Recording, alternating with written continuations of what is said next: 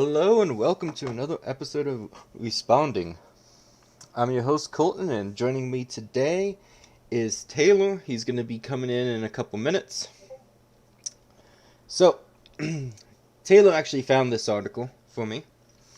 It's Macroeconomic Consequences, Trump versus Biden. It has some good Keynesian economic analysis, and it's going to be able to let us criticize both Trump and Biden's policies, so it's going to be good fun all around. So yeah, Moody's Analytics, apparently it's not just a economics company, but it also does election stuff. So just general politics at that point. So let me just get done with the introduction. In this analysis, we assess the macroeconomic consequences of the economic policies proposed by the presidential candidates during their campaigns. President Trump and Vice President Biden have put forward a wide range of proposals to change the tax code, government spending, and other economic policies. As far as macroeconomic consequences go, I think that the Mises Institute this year gave the best story on what macroeconomic means, in that Austrians don't even say macroeconomic when they're talking about these type of people. They just call it macro because it has almost nothing to do with economics. And we're going to see that because they're going to basically be contradicting themselves one paragraph to the next, and just really having really bad analysis all around. But that's what happens when you have something like Keynes who... Yep. Hey, Taylor. We're live. But yeah, that's what happens when you don't start out with first principles and such. Instead, go straight into data-based empiricism. So I'm just going over the introduction right now. I was talking about how macroeconomics is not actually economics at all, and therefore we call it macro. Oh, I'm sorry, I missed that.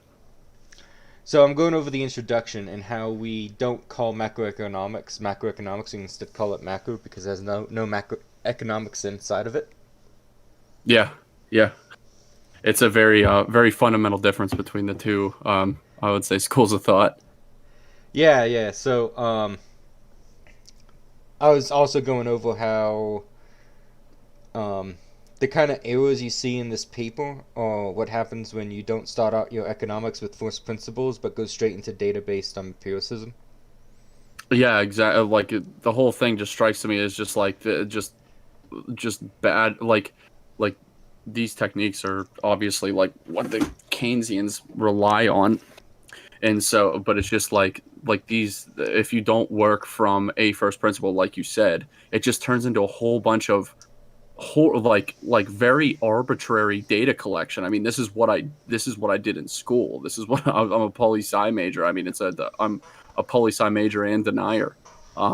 For like especially this type of like economic inquiry inside of political inquiry. So this is not just an economics paper. This is 100% a political paper also. Yeah. I actually went over how Moody Analytics is not just an economics company, like an economic consulting company, but it's a political company because they actually have like predictions of how the election's going to go and such, and that's not something that you'd find in just a economic consulting company. Yeah, it's like Nate Silver pretending like he's not like like a Democrat. You know what I mean? Yeah. Yeah. Oh man, do you remember last election, Nate Silver? He looked like he got off of a really bad. Oh, dude, he got smoked, and dude, I was actually genuinely embarrassed for the dude because there was a lot of hype for him going into it because he crushed the last election.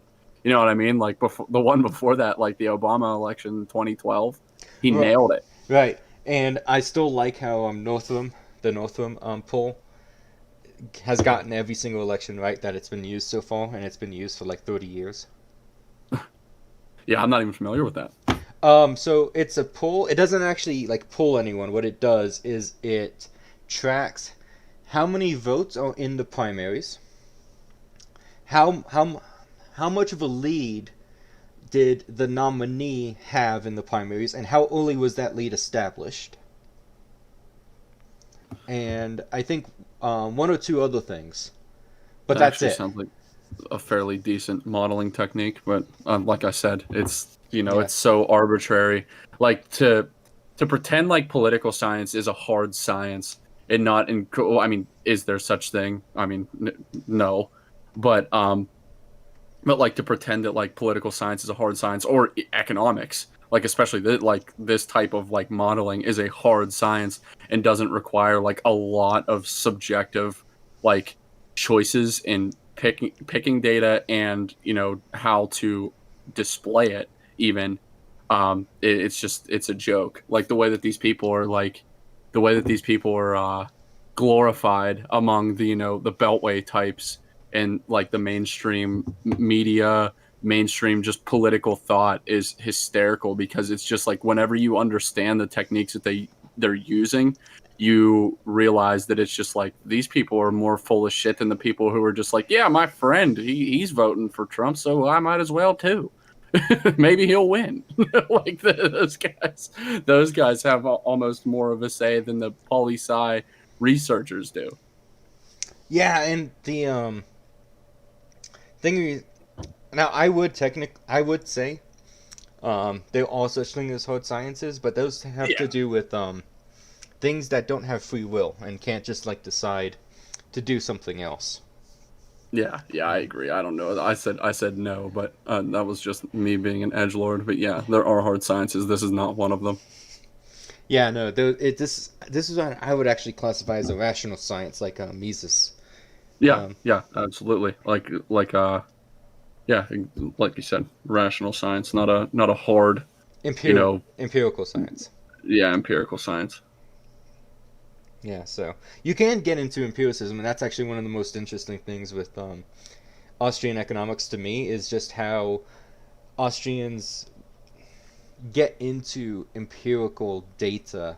It's just completely different than how these empiricists do it.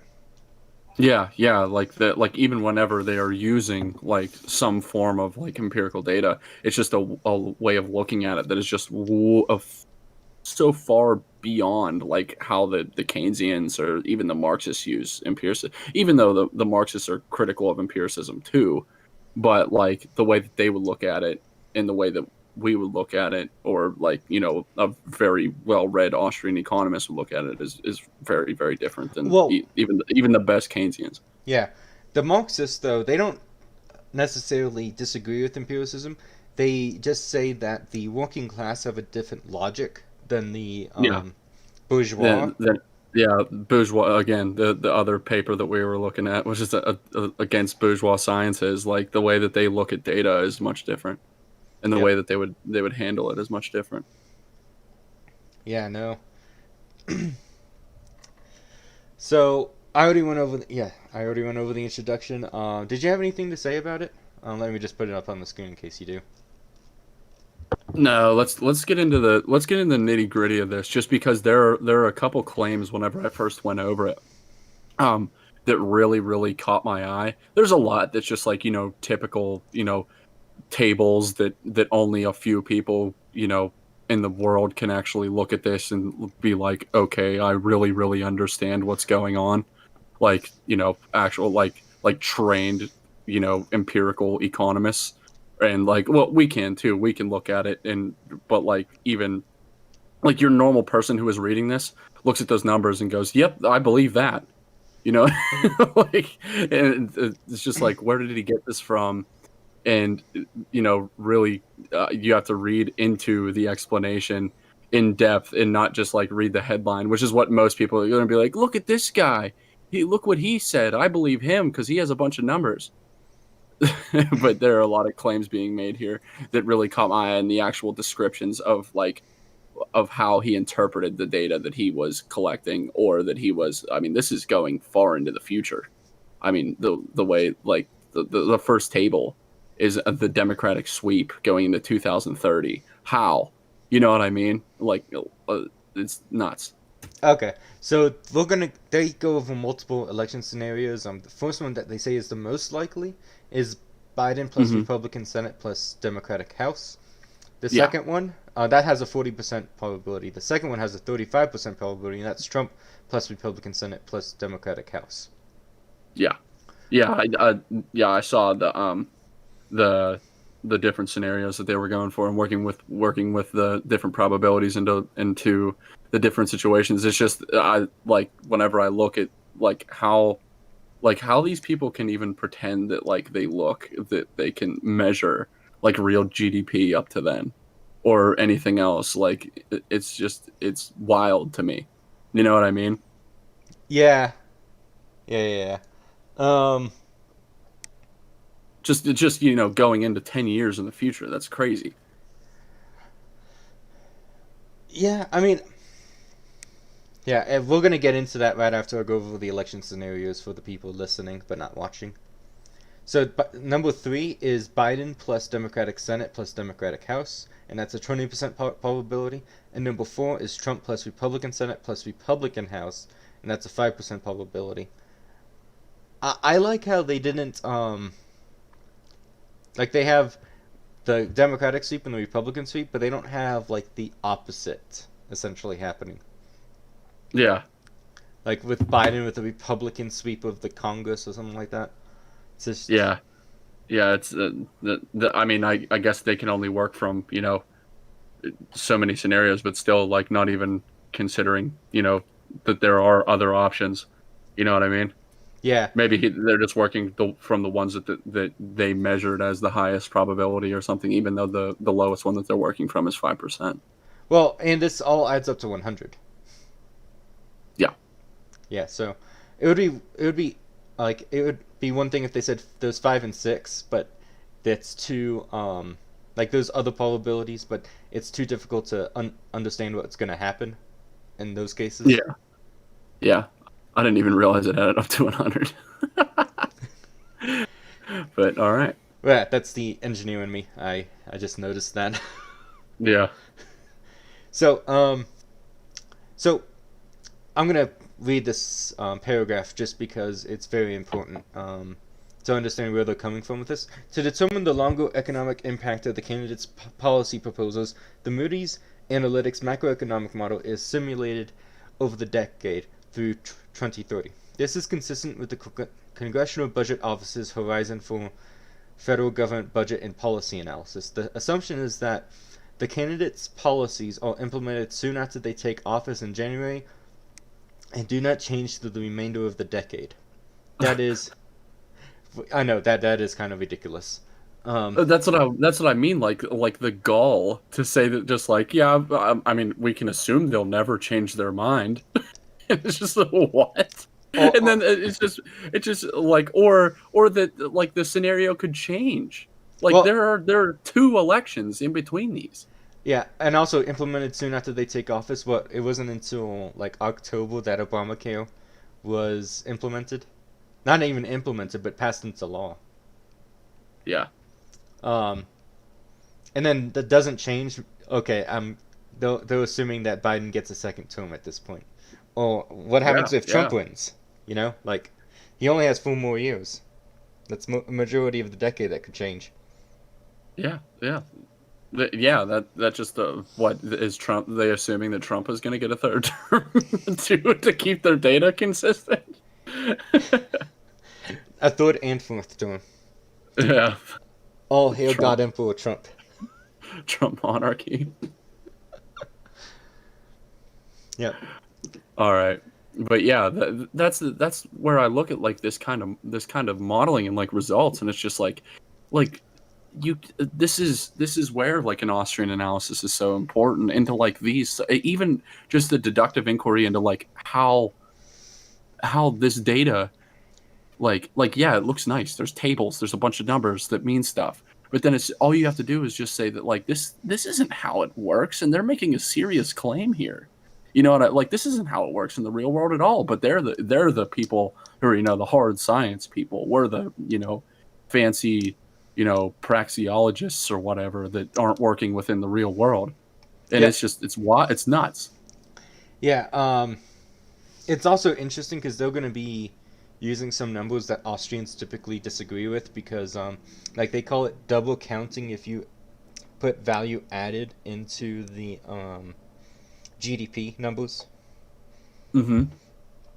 and so on and so forth. It's just like, and then you Yeah, have, that they're counting government spending in GDP, correct?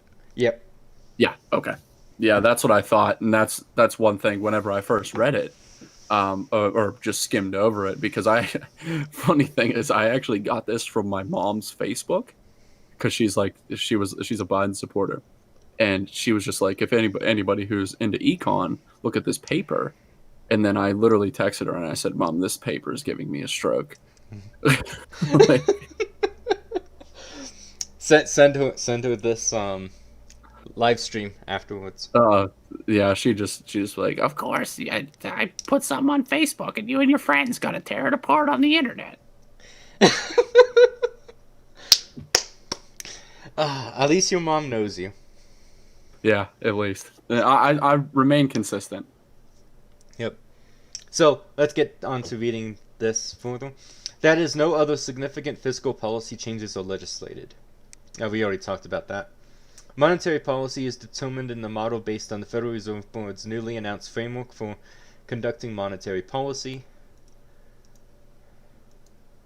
And that would be this. So, yay. At least, we can't say, any critics of ours can't say we're not dealing with people who matter. Yeah, yeah, Um, that's true. so, finishing the sentence, in which the Fed has committed to not to begin normalizing interest. Get through this. Rates until the economy is at full employment and inflation has been consistently above the Fed's 2% inflation target. All of the scenarios assume that the worst of the COVID-19 crisis and its economic fallout are over, and that the pandemic will wind down with an effective and widely distributed vaccine beginning soon after the next president is sworn in. There's just a lot of assumptions being made here. I You know what I mean? I And, do like, I do think that this assumption is correct. okay, like that's fine. It's just like, again, you could point at this and say, what if what if they double down on the lockdowns? Like, I mean, I agree that I think the worst of it is over, and thank God. But it's just like, Oh, what if the next president goes full Australia or New Zealand and locks everybody in their house because they really want to get rid of it, and then everybody's going to be getting fucking walking tickets. You know, and you mean like Biden? yeah, exactly. Like, if he gets in. Yeah, I was about to say, I'm fairly certain that all of the lockdowns will be over after this election season. Yeah, that's a safe assumption, and I know that's like a BoomerCon joke right now, but like I would agree.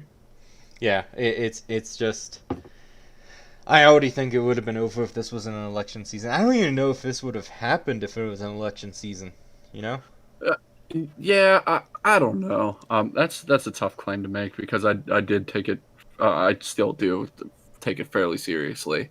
But I mean, I'm still like living my life. I'm not like locking myself in the house, but still, like, it's just, I don't know. It is funny that like these kinds of crises always seem to happen whenever they're convenient.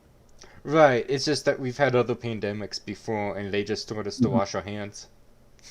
Yeah, yeah, but oh yeah, this one is very very political, and Yeah. that's the part where it's kind of like I try and have an actual nuanced view, but it's very difficult whenever you're dealing with people who have a very very non-nuanced view of the world and governance. Yep. Um, this is the economic outlook under Democratic sweep scenario. And it's very, very interesting how they're going to say average annual growth is 4.2% under Biden and the Democratic Senate when Obama was telling us that 2.0 was the new normal and Biden is running on Obama's you know, presidency. Yeah, and yeah, that's strange. I didn't even know that Obama talked about the 2% target being the new normal. I actually was not aware that he made that claim. Um, Yeah, yeah, but still, this is still. I mean, it's so obvious that if you factor in increased government spending, um, of course, I mean, you could see higher growth according to like these table. I mean, like just saying that, like, yeah, a guy who's going to spend more is going to have higher GDP. Duh, if you include government spending in GDP. But yeah, I mean, we're going to address this later, obviously. But it's still like these people are serious. yeah, and it's also interesting that Obama, you know, he, he had all this stuff about government spending and whatnot, and still it was 2%, even when you include government spending in GDP. Yeah, when you include government spending in GDP, and he's talking about 2% being the new normal, which is sad. That's not even growth. Yeah, well, the thing is, the reason why it was 2% as the new normal was because he was saying that this is what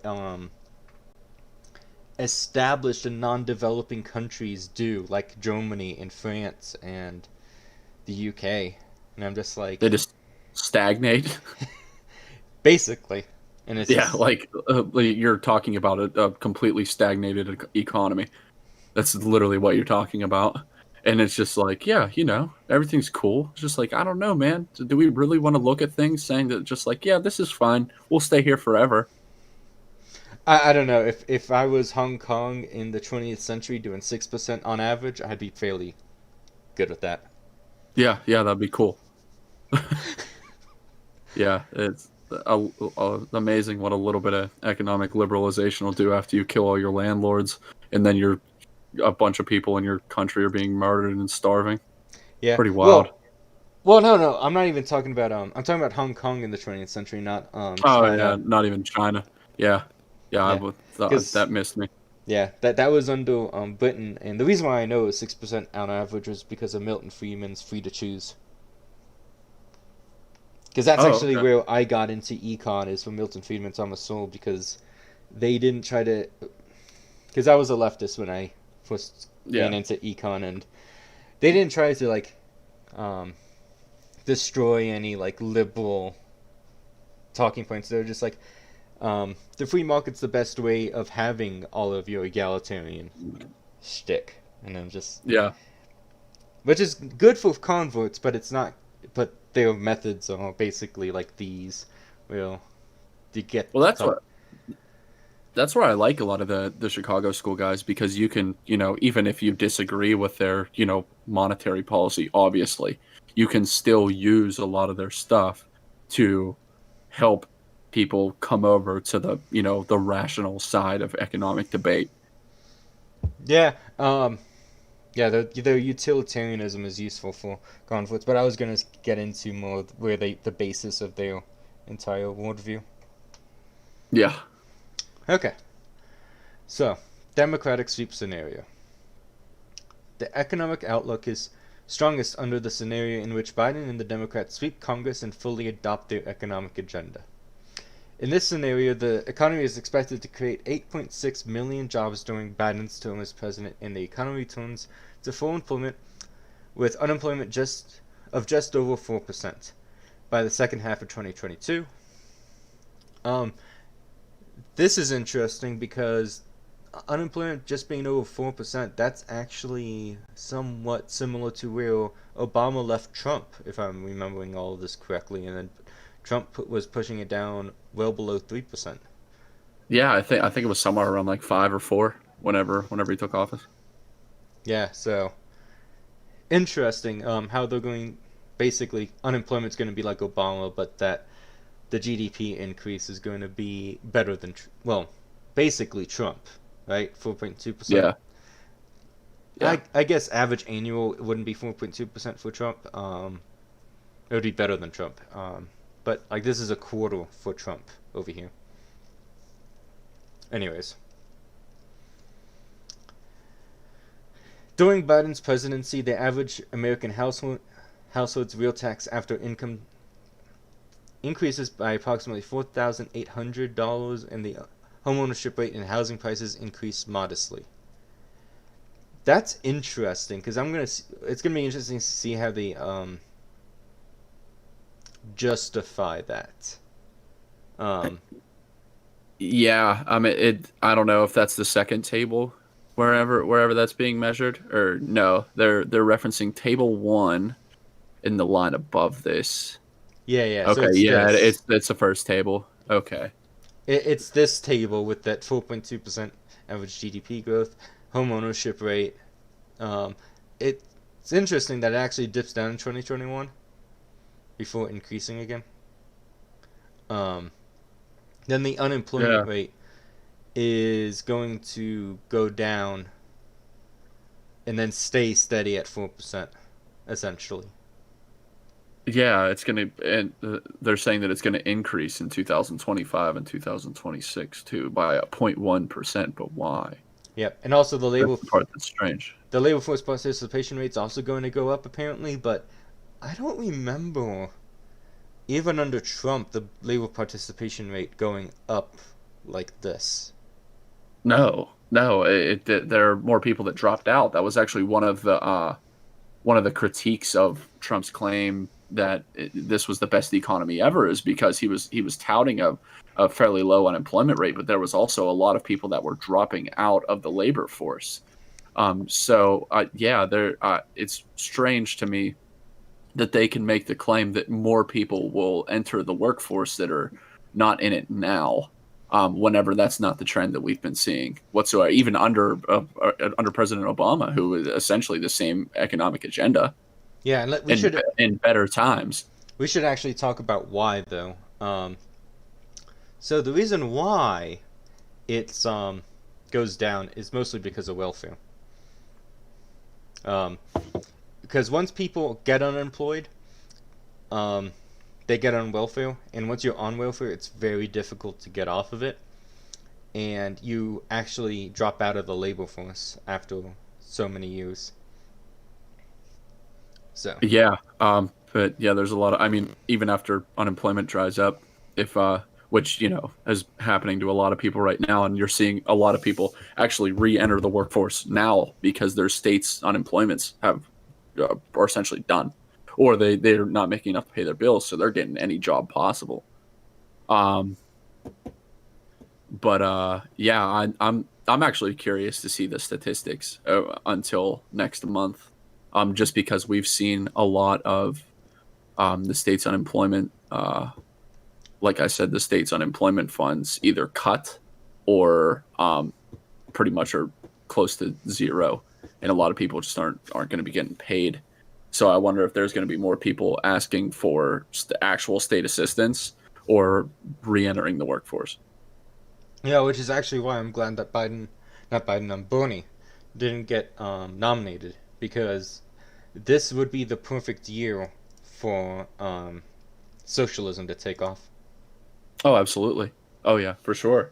I mean, it's always knocking on the door, but yeah, like right now, whenever people are I would say more people are highly trusting of government run economic programs right now than they would have been. Even like the main critique against Trump right now in this whole crisis was he didn't print enough. He didn't print enough money, or like direct the Fed to print more money, or keep interest rates lower. Even though we're like in negative interest rates right now, like it's just like, and so people are going to be looking for, or were, especially if Bernie were to be nominated, they're going to be looking for somebody who said that, like, well, what really would have helped is more money printing and more government funding of the economy while we stayed home and stayed safe. Like that's a perfect left populist messaging right now. Right, but it's not even just that. It's when people are unemployed like they are now, they will vote for socialism like we did under FDR. Yeah, yeah. Yeah, because they feel that, like, it's not even that they don't want to go back to work, they just want to feel some sense of security, and even if the state is not great at it, at least there's somebody in that authority structure that says that they're going to take care of you, even if you don't personally, even if you are skeptical of power. You know what I mean? And Yep. even if you know that in the long run it's going to be bad, at least you have that guaranteed income or guaranteed program, um, to back you up just in case shit hits the fan.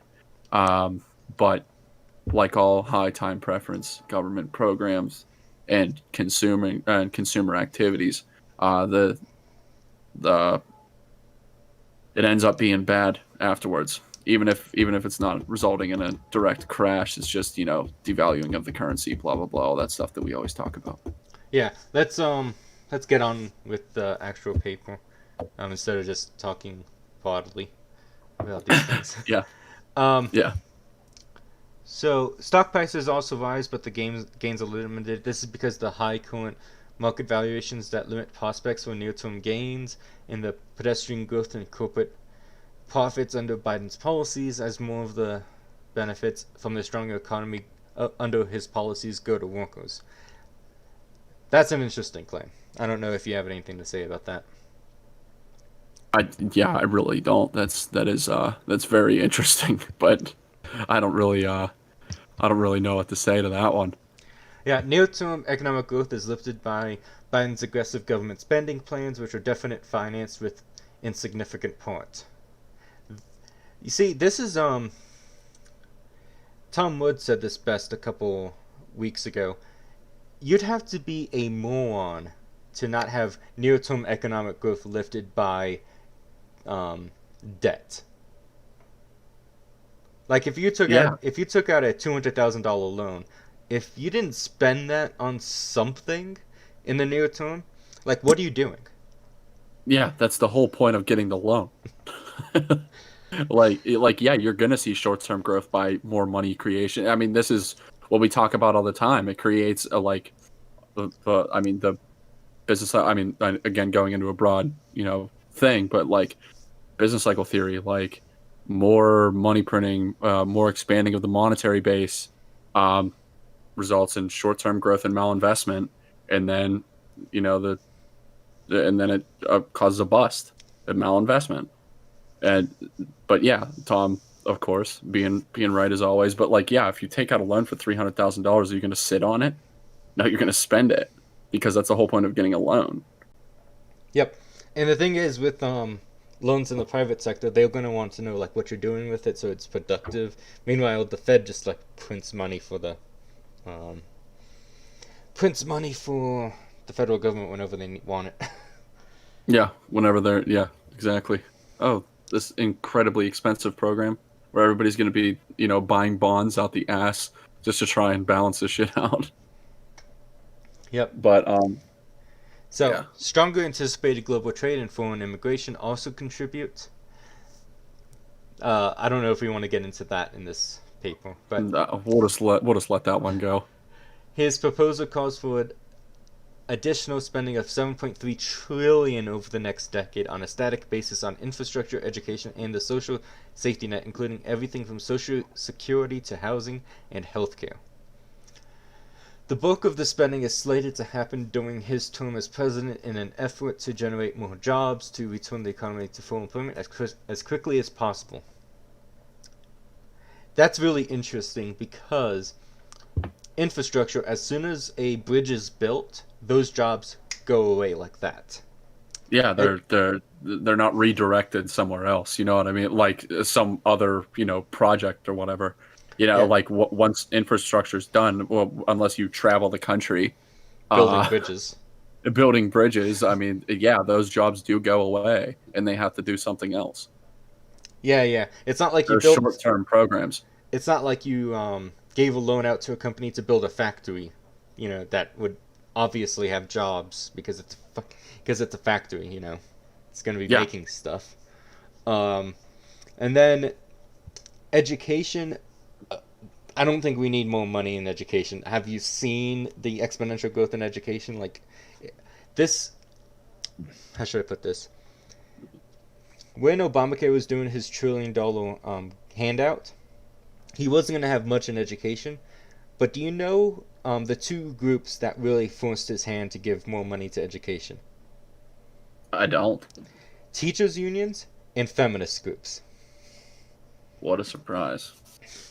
because educate because he was going to give money in infrastructure and small business loans and stuff like that. And they're like, oh, but those are all like ran by men, so like women won't get this money even though they're being taxed for it. And so they're like, Crazy. okay, we'll give it to education, all these government bureaucracy jobs, because government bureaucracy and education basically the same thing. All where women work essentially. Yeah, yeah, it's a very female heavy Yeah. Anyways, the practice. yes, Social Security to housing and healthcare. Uh, yeah, it's basically how he's going to solve our unemployment issue is by either increasing the size of the government or just giving money to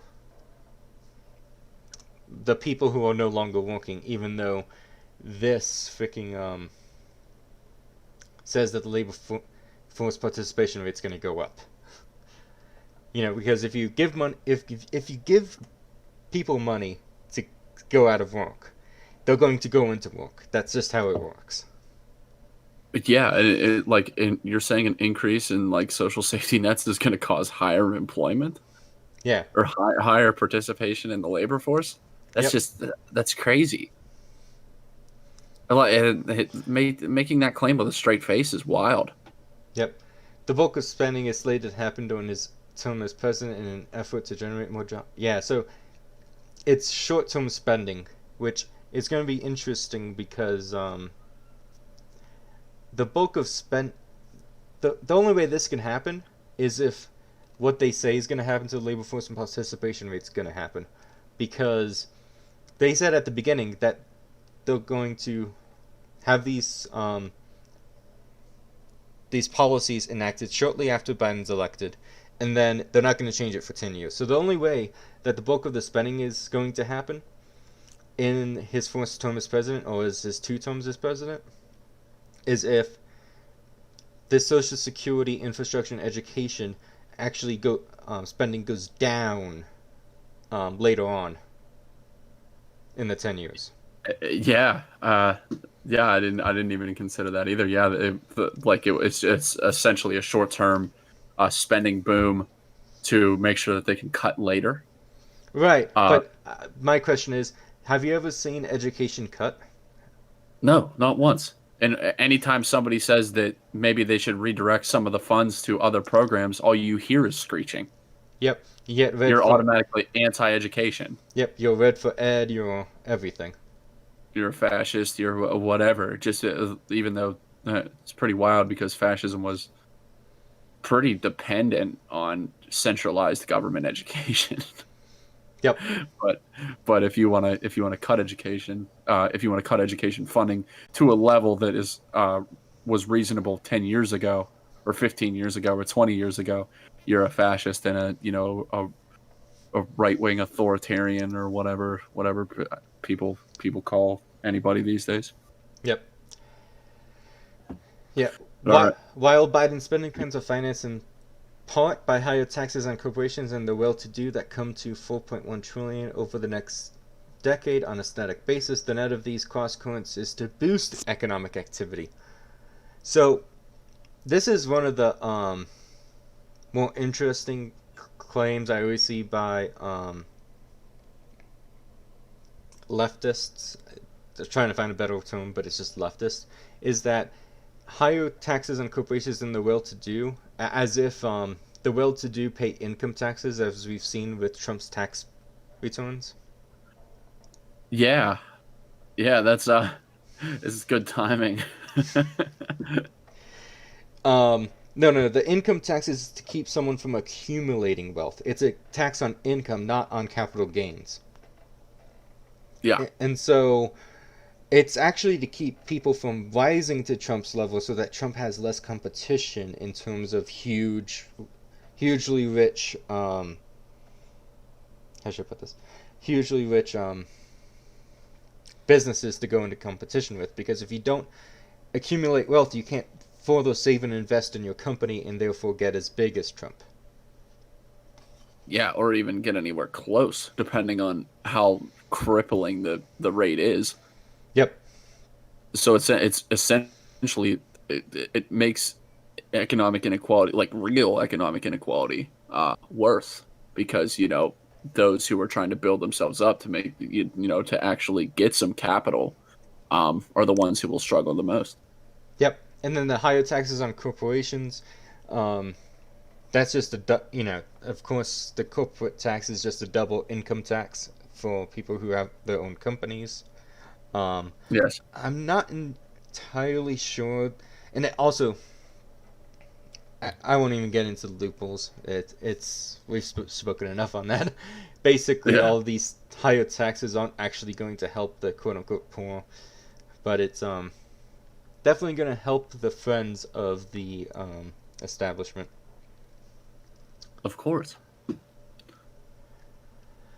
Yeah, it's a game that they play in rhetoric that is, I mean, genius in its how vile it is compared to the actual results. Yeah, so this is interesting because he's going to go over the first term of Biden with the Democratic sweep of the Congress and versus over 10 years.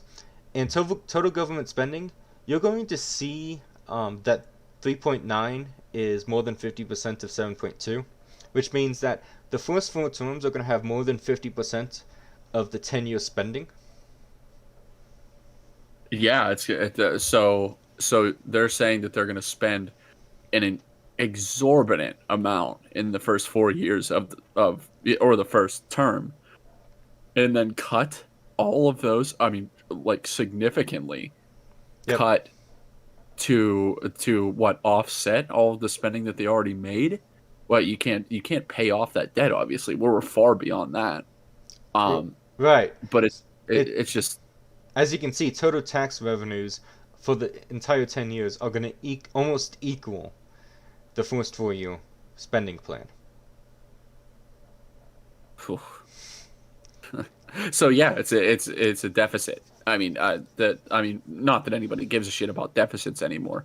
But still, like it's like they're not even pretending like they're going for a balance anymore, Yep. which is funny. Just to see how far like MMT has taken over within the last like 10 years, even among like the post Keynesians and the regular Keynesians. Like they're almost just like, yeah, like we're already far past the deficit conversation, but like look how good this growth is if we take on more debt than we Yep. have.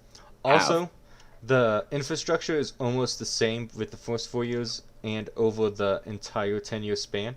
So basically, what they're saying is they're not going to pay a dime for infrastructure in years 5 through 10. Yeah.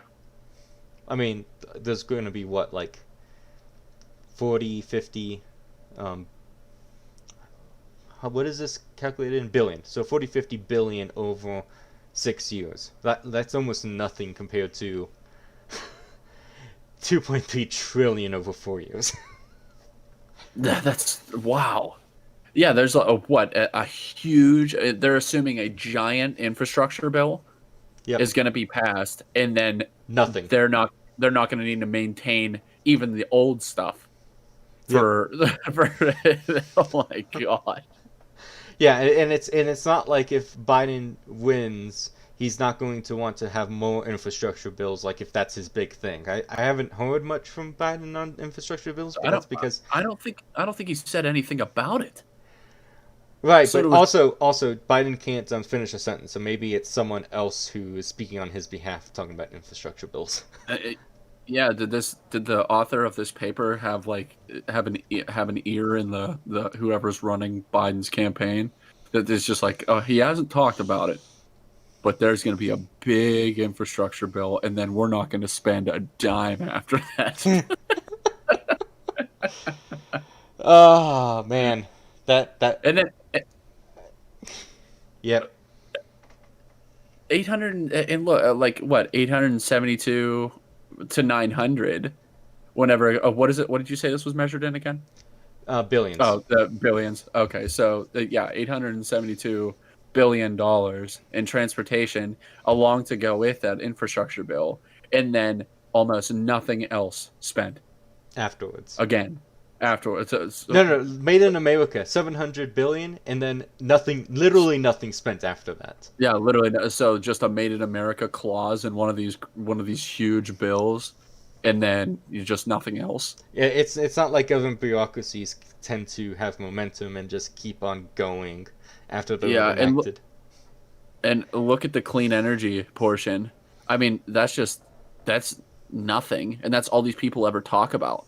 Yep. Like that's one of the like big economic things that they care about, and it's barely like K through 12 gets a quarter of the clean energy budget, but we're gonna die in 5 minutes if we don't get clean energy now. Yeah, yeah. Also, it's all in the next 4 years too. It's just like that. That's the crazy Yeah, thing. yeah, that's wild. And look at the increase in Social Security in the second half. Look at that, 367 billion to 1,498.5 billion. Yeah. So this So is this is actually contradicting what they said earlier about how, and it's not so much contradicting, but it led us to believe that like Social Security net is going to decrease when you have increases in payouts. No, no, no. They know that's not going to happen. But they yeah, bought they bought it in with this infrastructure bill that they think is not going to have like any money spent after year from year 5 on.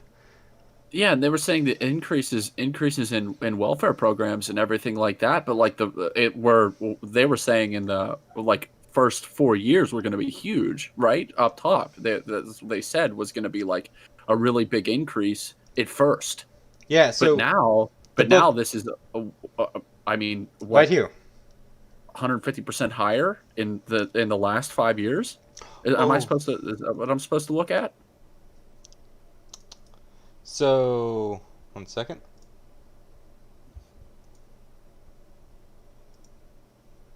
Hello. Sorry about that. I forgot to stream. So that is totally my bad. So you see where I am now? Yeah, hold on. The bulk of the spending is slated to happen during his term as president in an effort to generate more jobs and to return the economy to full employment as quickly as possible. In there, it doesn't actually say like which one, like infrastructure, education, or social safety net is going to be the bulk of the spending. But it does say to return the economy to full employment as soon as possible. As quickly as possible. Yeah. So that kind of implies that this social safety net is actually going to decrease. But in their actual numbers, we see it's increasing massively. Because even if It's one of the bigger parts of the bill, or the spending structure, not just the bill. I'm assuming that this is going to be multiple bills. yeah, Uh, so um, the one on the left is 4 years, the one on the right is 10 years. So if you multiply the one yeah, on the left by 2.5, if it's completely equal, you should get the number on the right. But that's not true because if you multiply this by 2, you get 7, and then 2.5, you're going to get what 850 billion. That's not anywhere close to what this number is over here. no, not even close. Um, Yeah, so my 150% increase was actually low. also, also, do you see this programmatic feedback in health reforms? Do you know why it's in parentheses? I know. Yeah, they think that Biden is going to have decreases in spending on health reforms and such. Oh, oh, And they think he's going to streamline bureaucracy with programmatic feedback. oh. Yeah, we've seen a lot of that recently. Yeah, it's just bonkers to me that like you would think that this should be actually, if these numbers aren't increased in the Republican sweep scenario where Trump has been actually shredding regulations, I'm going to be surprised. Well, not surprised, but I'm just gonna be like, this makes no sense. Um, Yeah, let's see. Also, this is assuming that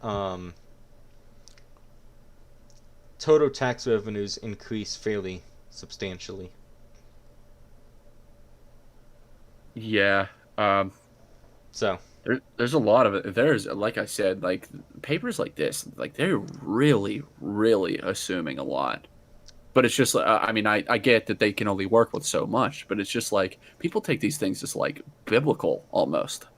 And yeah, it's just like you don't understand, like people who weren't trained in this. Like I have very minor training. All I have is a bachelor's degree, but still, like me looking at this, I'm just like knowing where good data comes from. And these guys are highly respected, like political scientists and economists. Like it's just like this is some of the best. And you can see that like this data is very, there are a lot of assumptions made here, and people think that this is like some, like I said earlier, some really hard science. Like this is what's going to happen. It's insane. Like even considering the four scenarios that they are here, like not one of them is going to be close. Not even close. bigly rich. Trump is Yeah. bigly rich. Yeah, so government spending adds directly to GDP and jobs, while the higher tax burden has an indirect impact through business investment and the spending and saving behavior of high income households. So, just keep in mind that higher tax burden has an indirect impact through business investment and the spending and saving behavior of high income households. Just keep that in mind as we move forward. Since these households will not reduce their spending one for one in response to higher tax bills, and will use their savings and other financial resources, the near-term impact on GDP and jobs is mitigated. Also keep in mind that they're going to be using their savings and other financial resources, using up their savings and quote-unquote other financial resources to continue spending like they are. Longer-term growth under Biden's policies is also stronger because on net they expand the supply side of the economy, the quantity and quality of labor and capital needed to produce goods and services. And that's the contradiction. If the rich are not going to save and invest, and they are also going to be using up their savings to spend and using up their capital to spend right now, then there will not be that extra capital to have a greater supply side of the economy. There just won't. Yeah, it's just it. Yeah, that's all. That's pretty much it. It just won't. Like, Like, where are you going to get all this saving and investment if you're getting rid of it to have this short-term economic growth? You know, it's. I'm sorry. It's just like that. That was like one of the. That's when I think I texted or DM'd you earlier. Like, there has to be something I'm missing here because this just seems. yeah, because like somebody who looks at these things like making logical deductions, like you're just like, wait a second, like that's not what you were saying 5 minutes ago, and that's not what your table says. Yep. Yeah, it's pretty wild. Yeah, his plan to increase spending on the nation's infrastructure also boosts business competitiveness and productivity. His paid family leave and elder care plans would increase labor participation. How? Um, Yeah, literally. How is it? Because people would want to get jobs as soon as they got pregnant, and then not show up to the job for 3 months and then come back. I think it would be because since women are going to be taken off like 6 months, people are going to need more employees generally to make up for the fact that they have women taking off all the time. Yeah, I mean, That would be the theory, I'm guessing. And then elder care plans, it's like, okay, we're going to create more government jobs, and that's how we're going to increase labor force participation. yeah, we're gonna create more government jobs out of thin air, spend more money, and then hopefully some of that money is returned into the economy to see actual like or hopefully we see an increase in savings as we the claim is being made here. Right, but I wonder if we're going to get into the interest rate, or if we already have seen it. One second. I don't know. Is I don't it think they've referenced interest rates yet. um Oh yeah, they did up top. They did up top. The 2% target.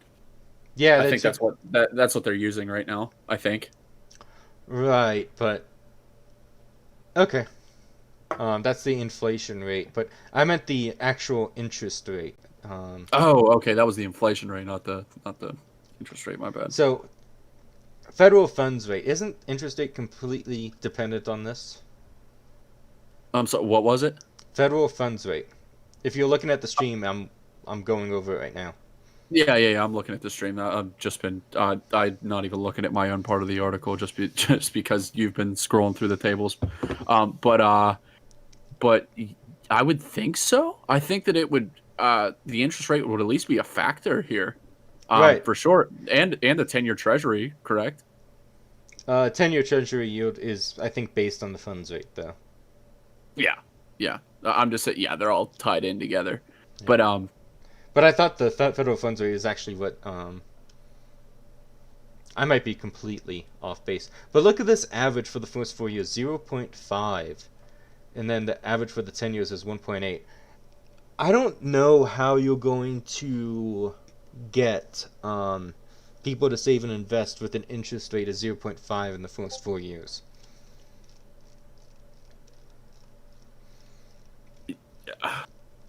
One second. I over. Yeah, I just don't understand how. Yeah, it's lost on me. It really is. It's just, but like I said, like if they don't show their exact calculations here, they just show us a table.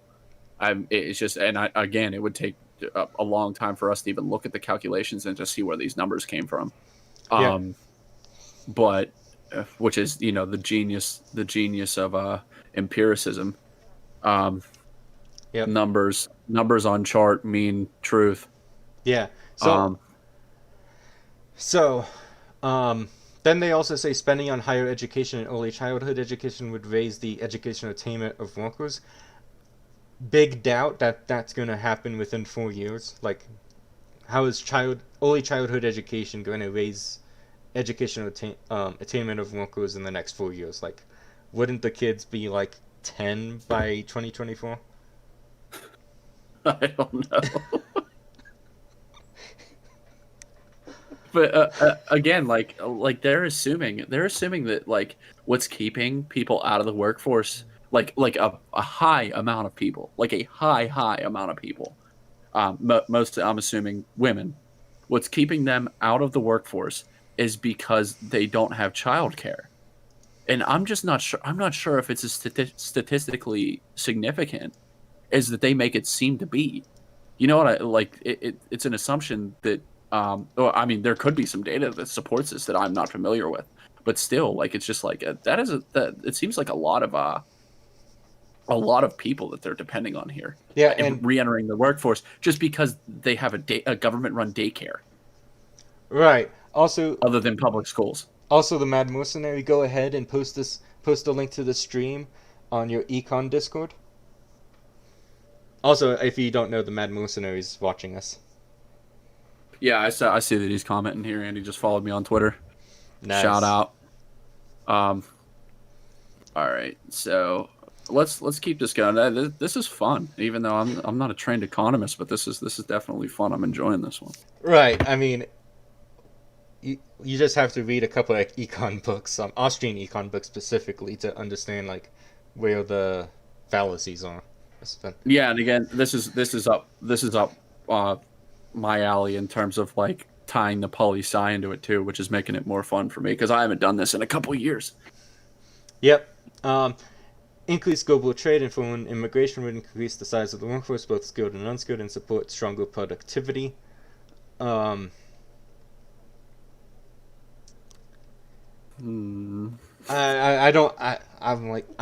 thinking about responding to this, but it's just like I don't know if we want to get into the whole immigration debate thing. So it's like, I mean, this is also a claim made by the Cato Institute, and they have a lot of data to back this up. And like Brian Kaplan and all those guys, pretty much essentially make the same claim.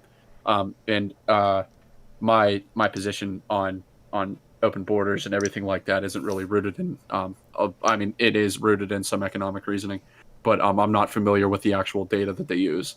Yeah, So, I mean, obviously, I disagree um, with the actual, yeah. private I was I, like the idea of it, but I was gonna argue against the stronger productivity, but then I was thinking that the increase in the division of labor might actually lead to increased productivity, even though they're completely unskilled laborers. yeah, that's what I mean. But the Cato types and the open border, even open borders non Cato types use that sort of data all the time to back it up. Yep.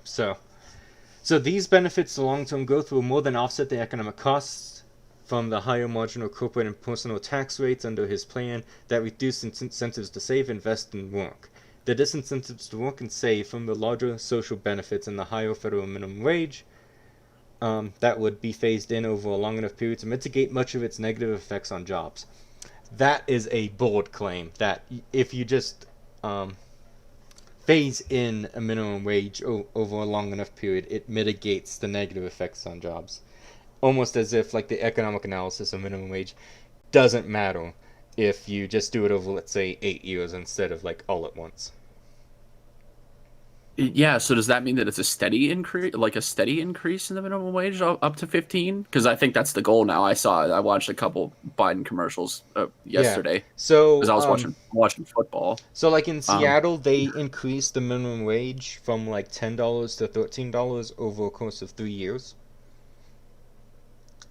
And so that's what they're saying is like, oh, we found a way to like get rid of all the negative economic impacts by just doing, having these step increases up to what we want. hmm, okay, I mean, yeah, I I like the mean, you could say that it'd be less of a shock. I mean, but then are you admitting that like an increase in the minimum wage could be bad for jobs short term? right, but they're saying that they found a way around it essentially. Yeah. Okay. And it's just like, I how does that change the long run economic impact of a minimum wage if they're not going to be worth $15 an hour 5 years in the future?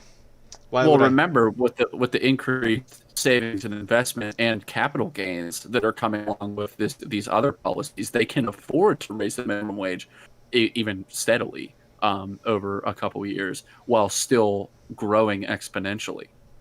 Right? Did I do that right? Anybody gonna hire me yet? Yeah, just like make up bullshit the job. Um, If yeah, you do it slower, it not bad.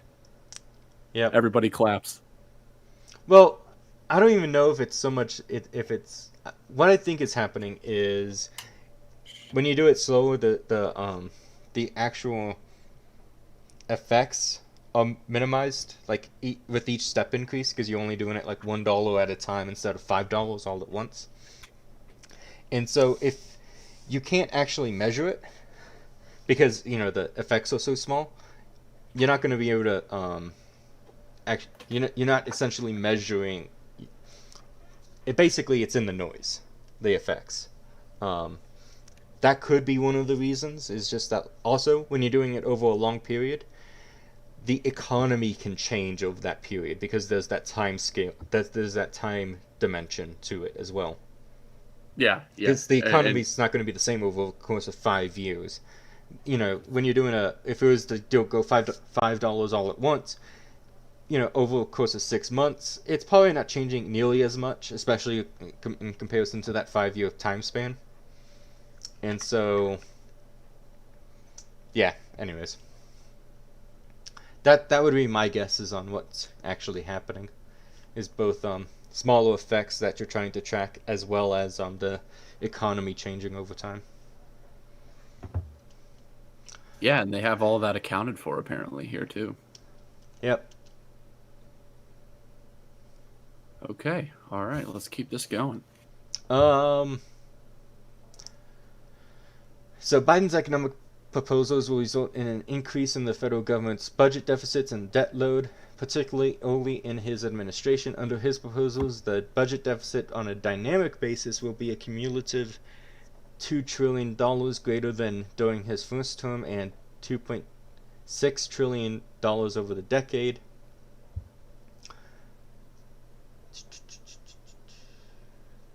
So it's interesting that they think that he's going to increase by 500 billion year on year over 4 years, but the next 6 years are going to have 100 billion over increase in deficit. That is an ahistorical claim. Yep. 100% ahistorical. I mean, it's just hold on. Let me link this. Let me link the document for this guy in the chat. I'm gonna dox myself here. What is this document? It's linked at the top of the description. Let me actually. I just linked it in the chat. Okay. I don't see it, so I'm gonna link it as well. Okay, cool. Well, you actually had a link that worked, so mine's. But all right, yeah. Yeah, I still don't see it. Okay. Really? Yeah, I still don't see it. So maybe I'm not seeing everything, even though I'm on live chat and I'm the owner of the channel. Yeah, that's weird. Also, hi everyone. That's from the Deep Lore. I'm Colton.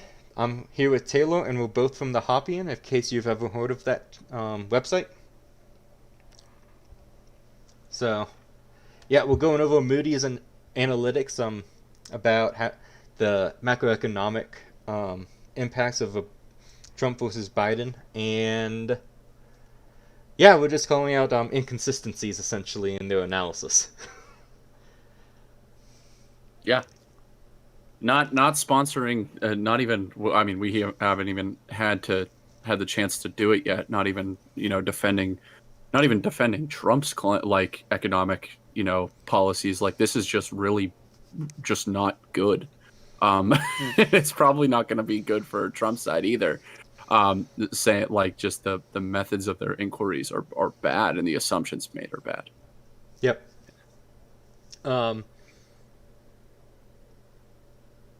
So, publicly traded federal debt as a percentage of the GDP will increase from 108% when he takes office to 120% by the end of its term, and 130% by the end of the decade. That's interesting. I'm thinking that these percentage increases are based on the GDP going up by that much.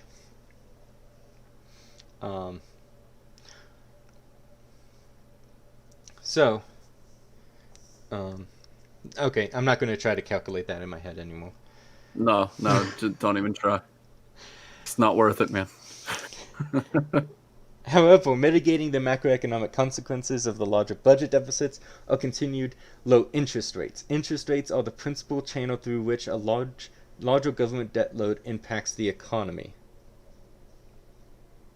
Interesting. Biden as president would inherit an economy with high unemployment that is far from full employment, ensuring that through much of his term the Federal Reserve will maintain its zero interest rate policy and long-term interest rates will remain low. Okay, so I was actually asking about interest rate policy. Zero interest rate. Yeah. Why do they think that people are going to have all of this saving and investment with zero interest rate? There's no incentive. I know, there's literally zero incentive. And like, yeah. Like, oh yeah, I'll I don't know. I genuinely, it's crazy to make that assumption. Yep. Like saying that people's savings are going to go up exponentially when going into a zero interest rate policy is just like, again, why a deductive reasoning, like a method of deductive reasoning looking at this, like, it doesn't make any sense on its face. You don't need all these fancy charts.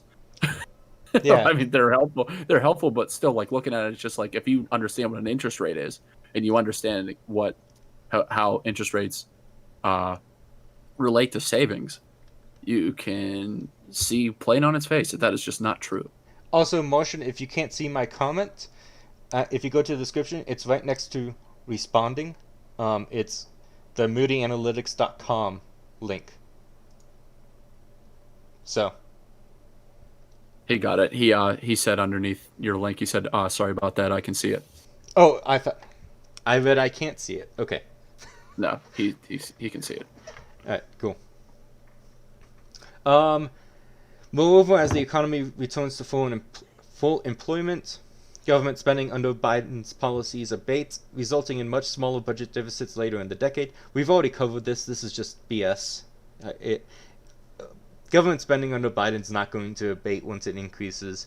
As you can see on the left-hand side of your screen, that's based on infrastructure going to basically zero after spending $2 trillion in the first 4 years. And then, yeah, I think it's basically just all this infrastructure stuff going to zero, which is just insane. Um, Yeah, and again, for anybody who's not familiar with the term full employment, sorry, that is not something that we regard at well, that Austrians regard as even a possibility, from my understanding. Full employment is a Keynesian concept, 100%. um, there is a theoretical, like if you read economics in one lesson, you can technically have full employment. Um, but it's kind of like that, theoretical in terms of having a natural monopoly. Okay. Yeah, because I haven't seen anything from like, and I even looked this up after I read the paper where it's just like why don't Austrians talk about full employment? It's just like because it's something that like the labor like the division of labor is always either or the labor pool is always increasing or decreasing or it's fluid. It's not something that Yep. like could ever really be achieved. Yep. Also, they're talking about full employment when they were expecting 4% unemployment and a labor participation rate of like 63% at the end of the decade. Yeah, again, an arbitrary number that they came up with that's now full employment. That's it. Yep. It's because if it was full employment, this labor participation rate would be 100%, and this unemployment Yeah. rate would be zero. Yeah. So, um, low and middle income households are primary beneficiaries of Biden's economic proposals. Their tax bill will remain roughly the same as it is today, but they are significant beneficiaries of increased government spending on education, healthcare, housing, and a plethora of social programs and a larger economy. High income and wealthier households pay meaningfully more in taxes under Biden's policies, as do corporations. This weighs in on stock prices and dividend incomes, the benefits which largely accrue to those in the top part of the income and wealth distribution. So, we've already talked about how the income tax actually doesn't really affect the wealthy, as we see with Trump's tax returns. It actually keeps people from becoming these insanely wealthy. So you basically have a established upper class, not necessarily by birth, as it was in feudalism, but just based on essentially creating a tech company or becoming an infrastructure company. Let's see, what else is there? And then this weighs on stock prices and dividend incomes. I don't know if that's actually going to be true because we've seen basically these kind of numbers before when the stock prices were doing just fine after like 2011, 2012.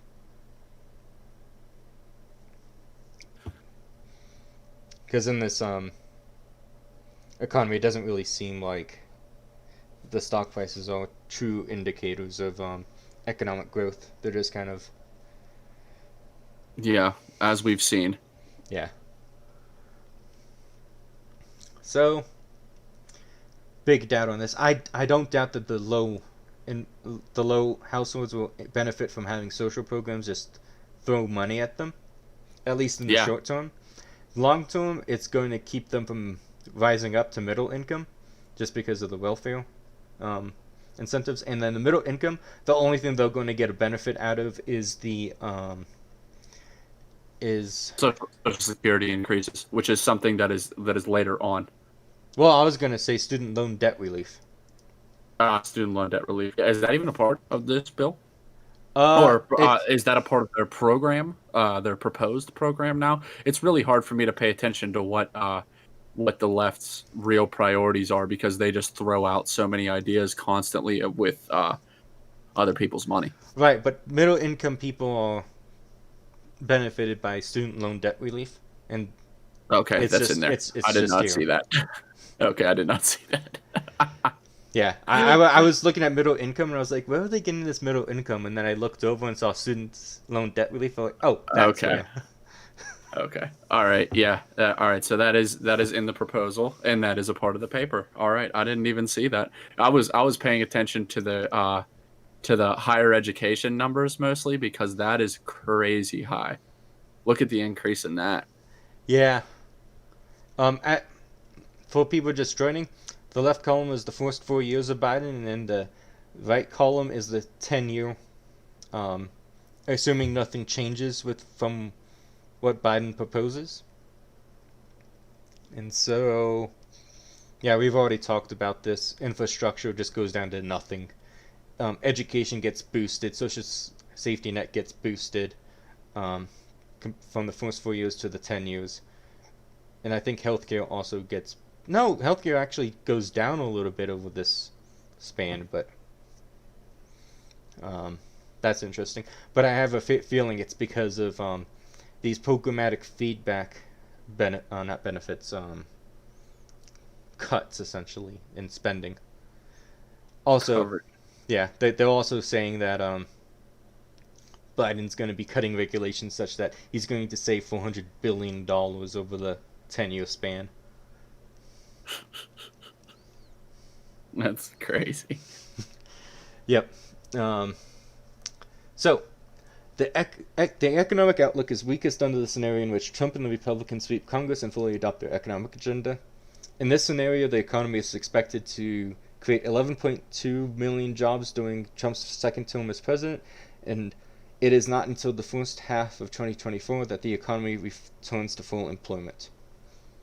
So, I just want to compare the 11.2 to the 18.6 million. So, they're almost saying that Biden's going to have a 50% increase over Trump in jobs created, which is not what we saw in 2016 compared to Obama.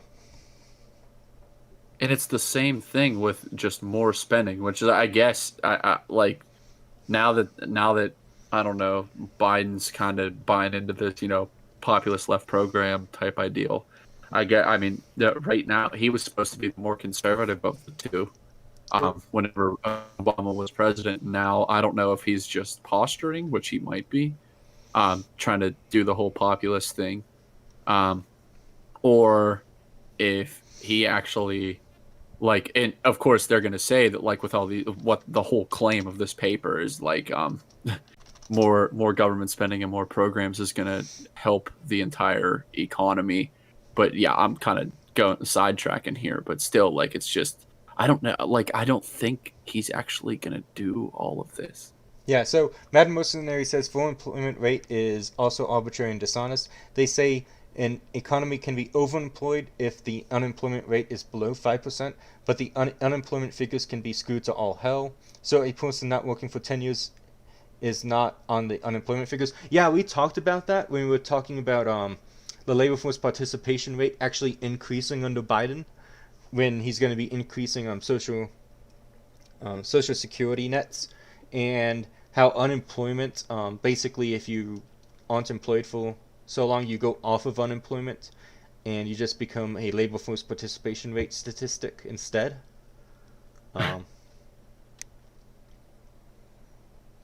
Hey, remove Lawboots just subscribe. Thank you.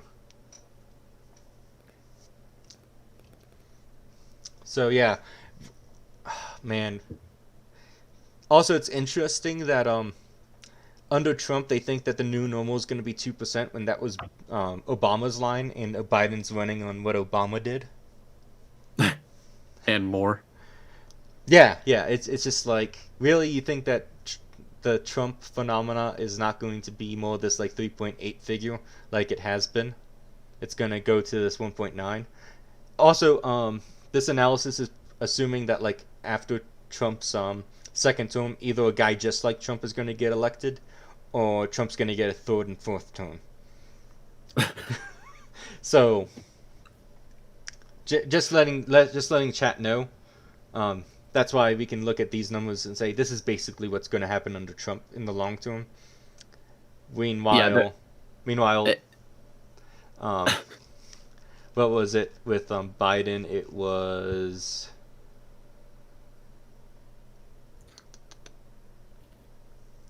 it was basically the same. But this average annual growth is 4.2% because of this year in particular. I have no idea why they think 7.7% is going to happen. I wouldn't even say that under Trump that's going to happen. But no. yeah, so anyways, let's continue. Oh, that's what you were getting at 5%.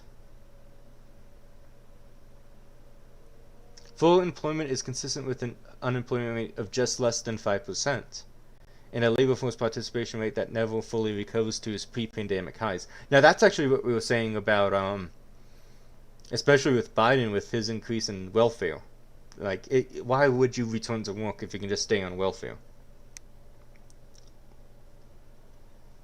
Yeah, again, not an understanding of incentives. Yep. The softer labor market weighs on wage growth, and the average American household's real after-tax income does not change much during the president's term. The home ownership rate and housing prices increase modestly, and while stock prices rise, the gains are limited given high current market valuations and pedestrian growth in corporation profits due to the more slowly growing economy. Yeah, it's interesting how they assume that just compare this to the what we just talked about, that more taxes are going to increase the private sector growth faster than just keeping the taxes the same. Yeah, that I don't understand. I mean, again, ahistorical. Yep. Also, it's interesting that after Trump's tax cut bill, he actually increased government revenue, which is the opposite of. Yeah, but it's also the opposite of what everyone was saying on all Yeah, the yeah, channels. Oh, he's gonna cut rates. How is he gonna pay for this or that or the other thing? And it's like, well, the revenue actually increased, which is what, if you're worried about yeah, balancing the budget, you actually care about. yeah. Trump has proposed much less expansive support to the economy from tax and spending policies, perhaps anticipating a strong so-called V-shaped recovery from the downturn caused by the pandemic. I think this would actually be true if we didn't have the tax and spend policies as we saw in the Depression of 1920, where after 6 months, everything was fine. But I don't know how much we want to talk about the Depression of 1920. Yeah. I actually don't know a ton about it. Um, So what ended up happening was because the government was lazy, and partly oh because yeah, the that okay. Yeah, okay. Now I remember this was the one where they pretty much just let it go and then everything did actually return to normal. yep. Yeah, okay. Also, the economic figures were worse than the Great Depression of 1929. Yeah, So, so they were calculating that it was going to be extended and way worse if they didn't do something, and of course they didn't do anything, and then it went back to normal for a little while. yep. It's just when you allow people to restructure capital and such things, um, the economy can become healthy again. So, on taxes, he proposed to make permanent the tax cuts for higher income households and businesses that were part of his 2017 tax cuts, and which were under current law are slated to expire in the next few years. Um, so the very thing that increases government tax revenue from increased private sector market is what he's proposing to make permanent. Doesn't that seem like, if you were thinking about this in terms of a Republican or even just a statist worldview, wouldn't you think that that would be a good thing? Yeah, on their own terms. Yeah. So we also assume that he provides workers with a temporary break on their payroll taxes, and in keeping with the spirit of his recent executive order to allow workers to suspend payroll tax payments through the end of the year. Although under that order, workers must pay the money back. Tax cuts in total cost $1.9 trillion over the next decade on a static basis, but that is not true, as we saw in 2018 and 2019 when tax revenue increased because of the 2017 tax cuts. So it's not true that tax cuts necessarily, quote unquote, cost money, even though it doesn't cost money to not take money from other people.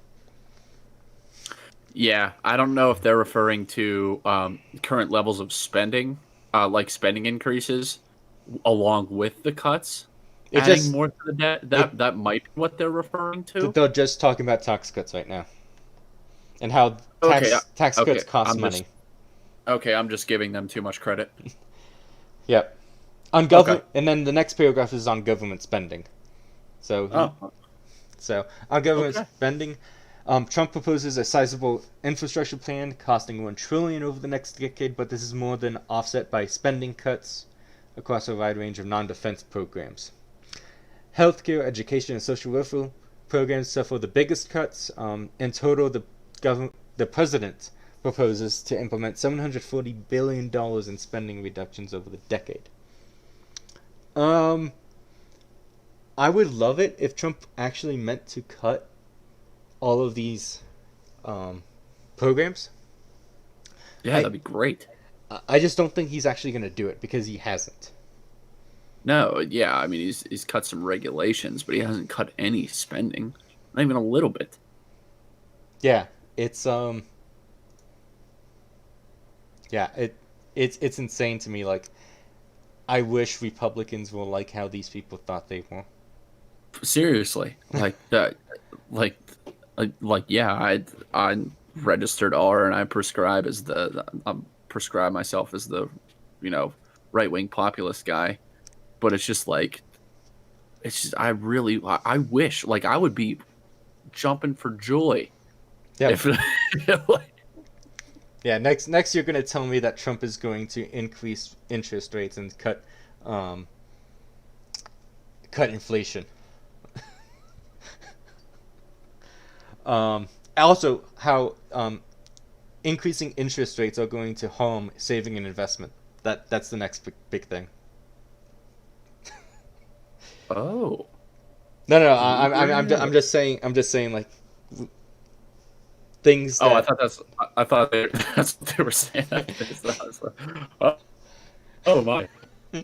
No, I was just saying, like, going back with the lowering interest rates, increase saving and investment, or will coincide with more saving and investment. Just like, oh yeah, he's gonna increase interest rates, and that's gonna harm saving and investment. It's just like things I wish Trump would do, but yeah, Yeah. he's not doing it. Yeah, literally, he's a negative interest rate guy. Yep. I think he kind of changed his tune on that just because the election, He, and that kind of shows how bad democracy is, because the government's supposed to protect your property. If it's an election year and it's politically motivated, they won't, as we saw with the riots over the last 100 days. If the government's also supposed to like manage the money supply and such things, but they'll totally abandon that responsibility if printing more money will increase temporarily the economy so that it can look good for the election. There's just so much that democracy has that it's like once so every much four. politics. Yep. Yeah, and this is the further proof of Jeff Dice anti-politics points that he always talks about. Like, Yep. we need a real anti-politics to, you know, get politics out of all of this. And Yep. democracy is the worst form of it. Yep. And if you listen to and if you read The Myth of National Defense by Hoppe, at least the introduction, you would know that Hitler, Mao, and Stalin actually thanked mass politics for their power. So Yes. these kind of democracy type deals actually really help get dictators into power. So your natural reversion over, let's say, the NBA talking about politics is well warranted because you shouldn't want that stuff if you just don't like dictatorship. Anyways, um, the net of Trump's proposed tax cuts and government spending increases is a modest increase in the government's budget deficits, totaling $250 billion during his first term and $1 trillion over the decade on a dynamic basis. The nation's publicly traded debt increases from 108% when he takes office to 117% by the end of his second term and 130% by the end of the decade. This 130% is the same as Biden's. Yeah, that's the same as Biden's. I wonder if that's a coincidence. I don't know. We'd probably have to look at the actual numbers that they're trying to go by. Also, if you look at this, the first 4 years for Biden is $2 trillion, and then the decade is $2.6 trillion because they assume that the government's basically going to stop many of its programs after Biden's first term for Biden. Whoops. Yeah, and Trump's beginning of his empire in 2025. Yep. I mean, if Trump's going to be cutting taxes, cutting back on spending, and all of this, I actually don't know what the issue would be with God and for Trump. Yeah, I'm all for it as long as if he becomes the villain that these people insist that he is. I'm down. Yep. I'll sign up. Let's see. The economy suffers in Trump's second term. As we expect, he will double down on the foreign trade and immigration policies he pursued in his first term. This means a resumption of the tariff war with China that was put on hold late last year with so-called Phase 1 trade deal with that nation. This is interesting to me because you would think that if Trump wins again, he's going to go from Phase 1 to Phase 2, not like go from Phase 1 back to where he was at the beginning of his presidency. Phase 1 to Phase 1. No, Phase 1 to Phase 0. Yeah. While the pandemic would be complicated the implementation of even the best designed trade deal, there is little evidence that the Chinese have had any intention to abide by the Phase 1 deal other than where it was in China's economic interests, such as by importing more U.S. agricultural products. When the dust settles after the pandemic and becomes clear that that Chinese behavior was not changed appreciably, the tariff wars are likely to heat up again. I don't know if the Chinese can have another tariff war, and this is something I wrote about a while ago, and was not made public. But the Chinese are really teetering on collapse if they don't have 10% year-on-year growth. And having a tariff war with America is one of the worst things for their year-on-year growth of GDP. And so I don't know if they're going to try to go to war with Trump over this because they have their own internal conflicts. Yeah, if there was an internal conflict in China, they probably would, but you can only bluff so much before your weak hand is shown to the world. Yeah. So um, and the reason why they need 10% year-on-year growth is because the entire reason why the Chinese government is legitimate is because their special economic zones have led to so much economic growth. Um, if they hadn't had those special economic zones and just continued, there likely would have been a revolution in China already, getting rid of the CCP, or at least going back to the 1930s where China was split up between many warlords. It might not be warlords, but it would be many different governments, and decentralized that way. Of course, they all came under the one Chinese government, essentially, when the Japanese attacked in the late 1930s. So,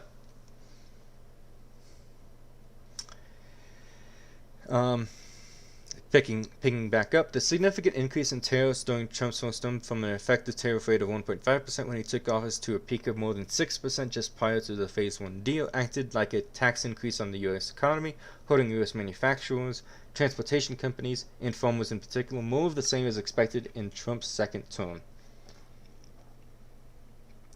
That's only true if the Chinese are going to go back and try to raise tariffs on the U.S. again and such things like that. I don't think they Yeah. will. I think they're assuming a trade war again. Yeah. I actually think that a Phase 1 deal is going to get gone to a Phase 2 deal because apparently we can't just make deals anymore. We have to, or just make policies anymore. We do things in phases now. Just like with the COVID stuff, we'll Phase 1 reopening or Phase 2 or whatever it is. I think they've figured out a way for people to swallow pills a little easier. Yep. Yeah. Tensions with other trading partners are also likely to remain high. The small improvement in U.S. and Chinese bilateral trade deficits since the trade war began has offset the widening deficits between the U.S. and other nations. Global manufacturers have not meaningfully shifted production back to the U.S. They have shifted instead to other countries with lower production costs. And that actually has really nothing to do with Trump. This has to do with policies that were set in the 1930s through the 1970s with all those union laws and regulations and such. Yeah, that's something that's been in motion for a very long time. Yep. Although, I mean, tariffs assuredly don't help from our point of view, but Right, they don't help, but it's just like I don't understand. This didn't just start. It didn't just start. So, since Trump has focused his ire on nations with which the U.S. runs trade deficits, he will likely not feel any less upset in his next 4 years. It's a value Yeah, determination there. Yeah, I don't know what's really going to happen, let's say, with the EU. I would love it if Trump went through with his threat to get out of NATO. Yeah, that'd be sick. But I feel like these people would actually want NATO to stick around and expand all the way to the Russian border with Ukraine. That's just my feeling based on what they've said in this article.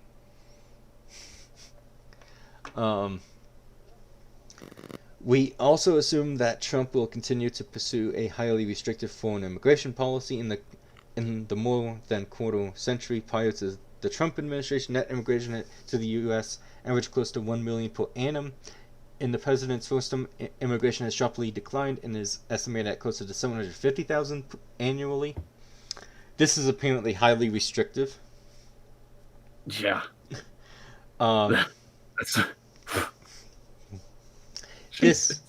This number is assumed to weaken even further to nearly 500,000 annually in his second term. As fewer immigrants are able to come to the U.S. and more of those already living in the U.S. return to their native countries. Hmm. This is a significant impediment to longer-term economic growth, as it slows growth in both the labor force, which is problematic given prospects for declines in the native working age population, and labor productivity.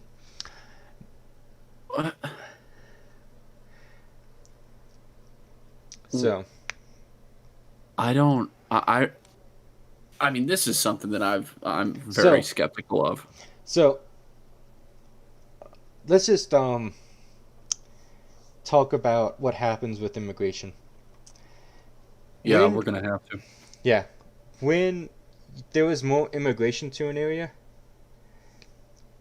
the low-skilled and unskilled laborers actually get paid less. This is seen when this 25% decrease in immigration actually led to increases in wages for low skilled laborers or unskilled laborers. So if you're taking it from the angle of we want to increase the incomes of low income people, that's actually good. Um, you can say it's not good for the economy generally, which is true. But from these people's perspectives, um, that's probably a good thing in their perspective. Yeah, I mean, if this is all about, I mean, the big signal all the time is income inequality, blah blah blah blah blah. But apparently, whenever it comes to low skilled workers in areas of high immigration, that are not immigrants, that doesn't matter because immigration is more important to overall, economic growth. But all we ever hear about is these programs that are supposed to decrease income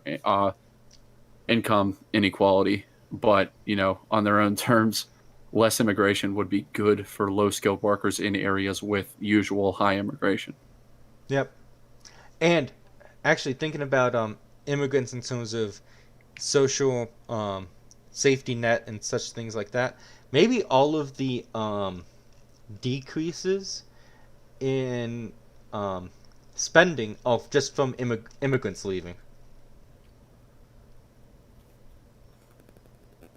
Yeah, yeah. I mean, but I mean, you've heard the claim before, I'm sure, that illegal immigrants put in more money than they take or something from social safety net programs or social programs. Um, I've heard of this. I've also seen conflicting studies done by different people. It kind of seems just lying with statistics. yeah, it definitely. 100%. I that's very hard to believe. Yeah, it's also like, wait, they're undocumented, but you know their tax returns. Big thunk. Yeah, exactly. Um, so split Congress scenarios. While the Democratic and Republican sweep scenarios bookend the possible election outcomes and resulting economic policies and impacts, it is much more likely that neither Trump nor Biden will have the political luxury of having their party control both Senate and House. In our baseline scenario, Biden wins the presidency but is confronted with a Republican Senate, and in the modestly less likely current policy scenario, Trump wins the second term but must continue to grapple with a Democratic House. In either scenario, it is difficult to see the political path to big changes in tax and government spending policies. Biden, in the baseline scenario, may have some legislative wiggle room using the budget reconciliation process and possible horse trading with the Republican Senate. Given prospects that the economy will be struggling next year in its recovery from the pandemic and less concern over budget deficits, given the Fed's commitment to maintain its zero interest rate policy for some time, there may be a way to strike a deal on more infrastructure and social spending in exchange for some tax cuts targeted to middle income households. Trump in the current policy scenario may also find similar legislative way forward with the Democratic House. Nonetheless, the assumption is that any fiscal policy changes in these scenarios are much more modest. Which is interesting because even with the Trump scenario, they were saying that his policies were going to be much more modest than Biden's. Another thing that that they've said the whole time, they're going to say that the worst of the COVID-19 crisis is over and that a V-shaped recovery is probably in the works. And then right up here, just because they're considering a different legislative scenario, it says given prospects that the economy will still be struggling next year in its recovery from the pandemic and less concern over budget deficits. So weren't they assuming that like earlier that the recovery was going to be quicker than just like it was going to be like a snap Yeah. deal, or did So I just read into that wrong? so let's see. Where's the V shape thing? Because said that okay, Trump has proposed much less expensive support for the economy from tax and spend policies, perhaps anticipating a strong so-called V-shaped recovery from the downturn caused by the pandemic. However, the where is their assumptions?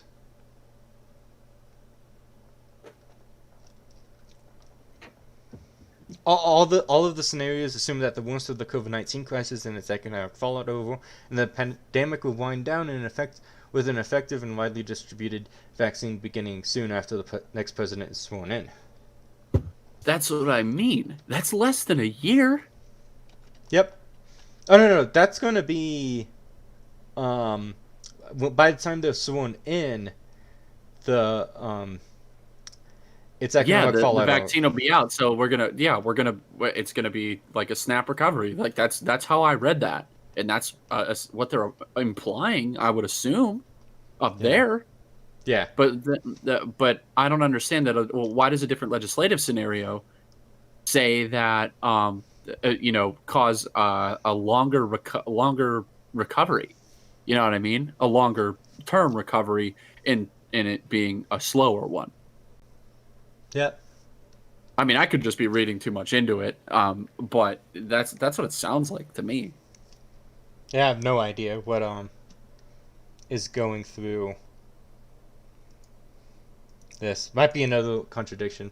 They don't. It could be an open one. Yeah, it's. How should I put this? It doesn't say there's going to be a V-shaped recovery or anything like that at the beginning, but it does kind of sound like it's going to be quick. Yeah, it's definitely an implication. It's just like saying that the worst of it's going to be over, and that the economic fallout's over. Yeah, like the economic, like, and then saying that, assuming that over the next year the economy is going to be struggling, which is a fair point, but that's not how they made it sound at all. Yep. Yeah, weird claims. Economists, right? Yep. With legislation difficult to achieve, policy will continue to be made mostly by presidential executive order. As most significant, we assume Trump will continue to use his executive authority to pursue his restrictive trade and immigration policies, while Biden will use this authority to wind down those policies.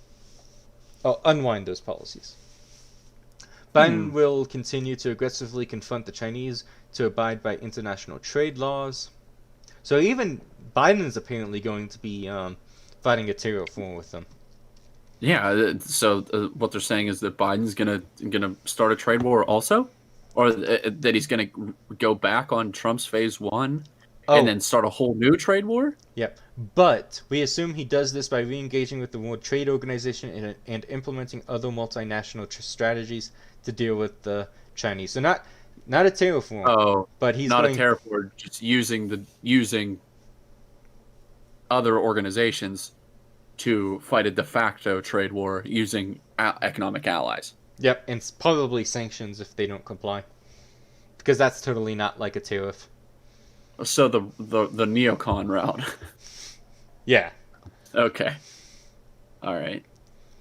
Biden has talked about the possibility of recommitting to a modified TPP, free trade agreement with tougher labor and environmental provisions.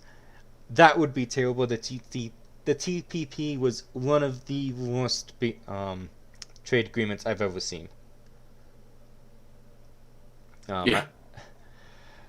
There was so much bad in that trade deal.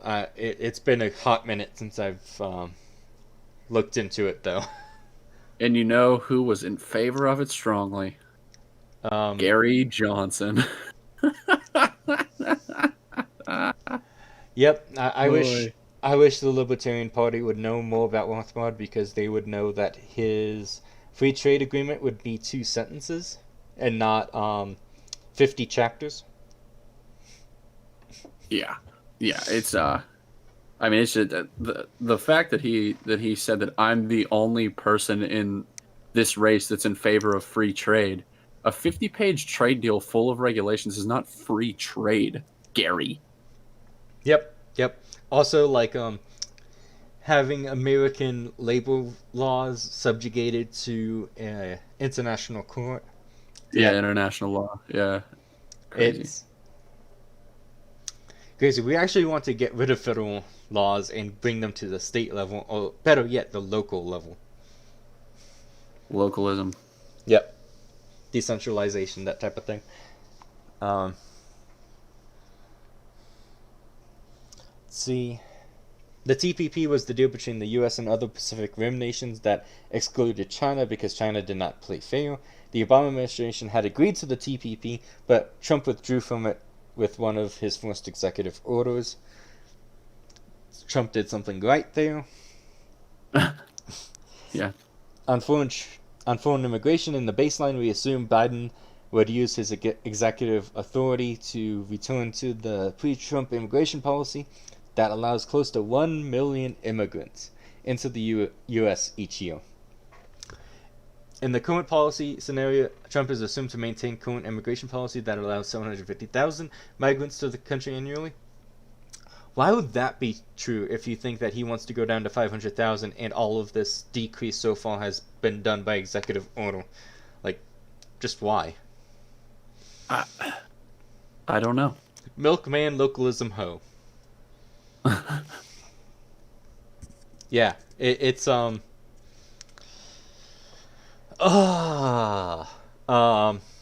yeah. So I don't understand why it would have to be yeah. I just don't understand. Um, that point. Under the baseline, Yeah. the economy creates 13.6 million jobs under Biden's term as president and returns to full employment by summer 2023. Wait a minute. 13.6 million jobs during Biden's term.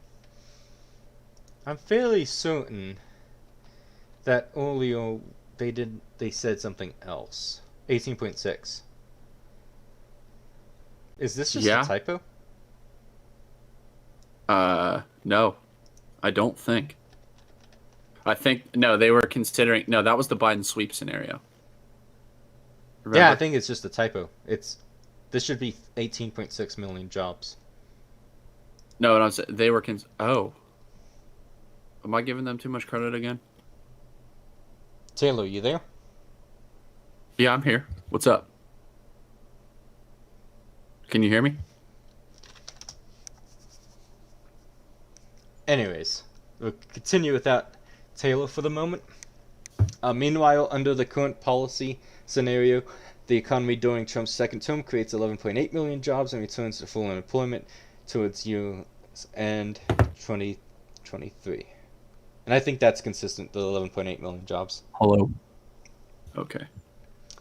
We expect only modest differences in enacted policy and the economic outlook with the split Congress, regardless of who is president, but the differences seem likely to be meaningful if Trump or Biden win the presidency with Congress under their party's control. To be sure, there is no prospect that all of their proposals would get through the legislative process and into law fully intact, and their policies could quickly change on the other side of the election depending on economic and political circumstances.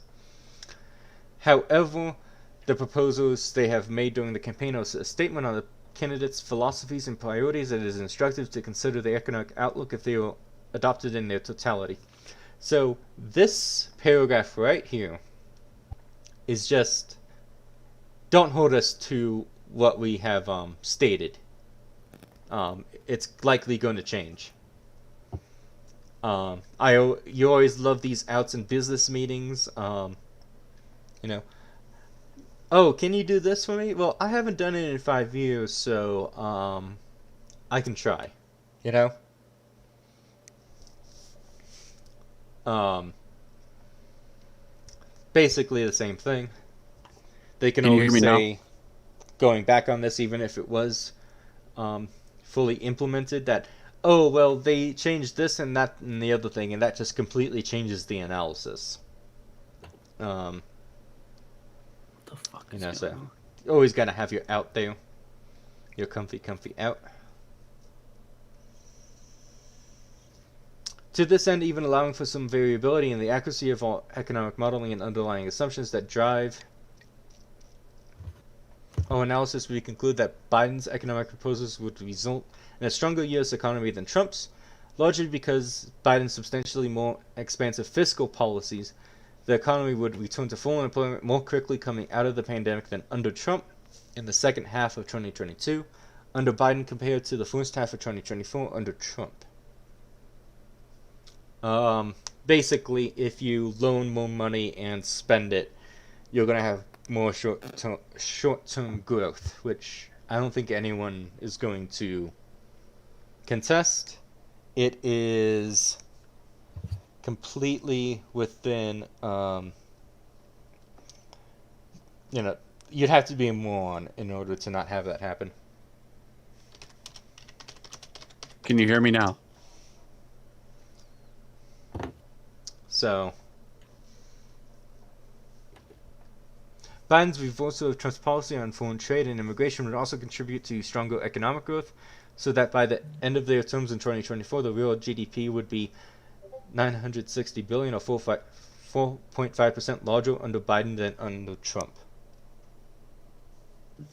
Yeah, I have no idea, Yinscat, like what's going on. Yeah. Hello. Actually, I can hear you now. All right, I'm back. Yep. All right, cool. I have no idea. Literally, I checked everything. I checked my voice level on Discord, and it was perfectly fine. So I was like, well, So this is totally out of my understanding. I don't know how this happened, but I just flipped a switch on my controller. I don't know how that switch got flipped. Okay. All right, that makes sense then. Yeah, I was just like, wait a minute, let me just mess around with this controller, because I haven't touched it in like 15 minutes, but apparently. Yeah, so... Okay, so the stream probably got a bunch of me literally going, what the fuck? Yeah. Me yelling at my computer. That's cool. All right. You guys got to hear a little bit of the Pittsburgh anger for a second then. Awesome. Yeah, sorry, that is completely my bad, apparently. All right, no big deal. What's up, email? Yep. So, let's see, where did we leave off? Because I wanted to talk about something with you. Did you have anything that you wanted to talk with me? Not really. I was just trying to address the technical issues that I thought were happening, so I wasn't paying attention to what you were saying. Okay. So, with Trump versus Biden, they basically give themselves a huge out on why their predictions are not going to be accurate. This is what you see all the time in business meetings and such. People just give excuses on why they're not going to be able to do things, but they're going to say they're going to give it their all.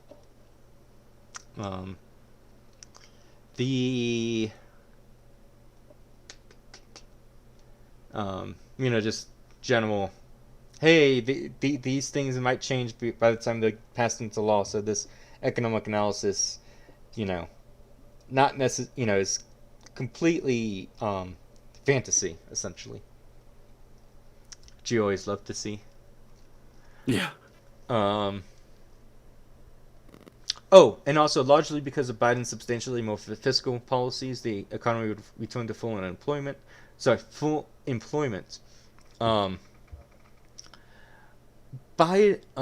This is just, if you loan a bunch of money out right now, you're going to have increased short-term spending, which is just true. I don't understand why people think this is a groundbreaking achievement. You'd have to be a moron in order to not do it. You inject trillions of dollars into the economy and expect people to just sit on it. Or the other side of the argument would be like, well, not necessarily. What? Like, of course they're going to spend it. Of course there's going to be growth. in the short term if you inject a ton of money right into the economy. Yep. But let's see.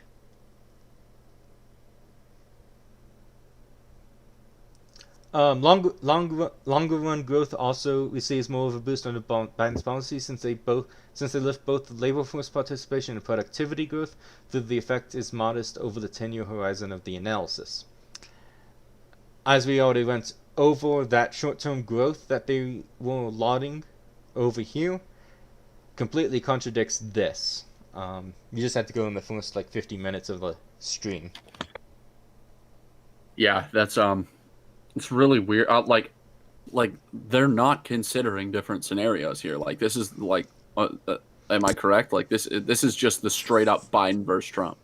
Yep. Okay. All right. So yeah, that's Yeah. So this that's is not what they were saying. Yeah. This is Trump with a Republican Congress versus Biden with a Democratic Congress right here. Okay. Just making sure I'm not missing anything here, and unfortunately, I'm not. They're just Yep. they're just It saying takes different things. It takes longer for Biden's focus on educational attainment, clean energy, and other infrastructure, eldercare, and paid family leave to leave a significant impact on the economy's long-run growth potential, and Biden's increase in corporate tax rates dents business investment and productivity growth. And so it is both the increase in social safety net programs and this dent in business investment that is actually going to be the reason why you don't have the longer run growth. I mean, if you just know Austrian capital theory to the least degree, you understand why saving and investment leads to long run growth. It's just if you really want to understand this, not only does the Mises Institute have many lectures on this, but there's also what is it, Hoppe's tale, a praxeological tale, or something like that. Where Hans Hermann Hoppe gets washed up on a desert island and goes through Robin Crusoe like economics. Yeah, was that a lecture or was that a book? It's a meme. Oh, it's a meme. it's I was gonna say what? It's an 11-minute meme. Oh, all right. So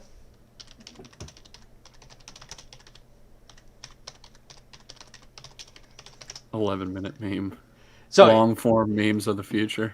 Yeah, so it's this. It's this right here. So I'm gonna put it in chat so everyone can go watch it after the stream. Second. But yeah, it completely explains how saving an investment leads to increased production in meme format, which I think is impressive. All right, I'll have to watch that too. Yeah, it's somewhat basic for someone like you, Taylor, but it's funny in my opinion because he makes jokes about physical removal and such things like that.